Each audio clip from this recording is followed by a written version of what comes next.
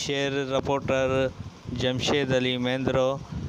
जी नाज़रीन, असां तव्हांखे काल्ह भी ब्रेकिंग न्यूज़ ॾिनी हुई त इब्राहिम जोखियो ॻोठ ताबीजी जे लॻ वाटर बोर्ड जे केडी जे मैनुअल में 17 साल छोकिरी राणे ख़ासकली जी धीअ जेका किरी पई उन खे 4 कलाक गुज़रण बावजूद उन लाश कल्ह हथ न आयो, मगर हींअर महिल ताईं 36 घंटा गुज़रण जे बावजूद लाश न मिलियो आहे।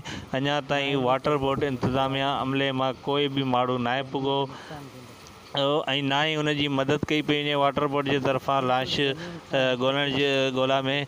त बराए महिरबानी असां हिकु दफ़ो वरी अव्हांखे आगाह कंदासीं त अपडेट कंदासीं त बराए महिरबानी वाटर बोर्ड इंतज़ामिया खे असीं मुतालबो करियूं था त बराए महिरबानी उन जे अमले इंतज़ामिया हुते वाटर बोर्ड जे मैनुअल ते पुॼी करे लाश ॻोल्हा करण जी मदद कई वञे।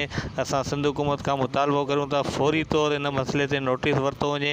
इन जाइ वाक़ाए ते 2 पहिरीं हादसा थी चुका आहिनि, इहो 3हों हादसो आहे। बराए महिरबानी सिंध हुकूमत फौरी नोटिस वठी करे वाटर बोर्ड अमले खे हुकुम ॾिनो वञे जंहिं लाइ त ग़रीबनि जी हुते लाश ॻोल्हा में मदद कई वञे।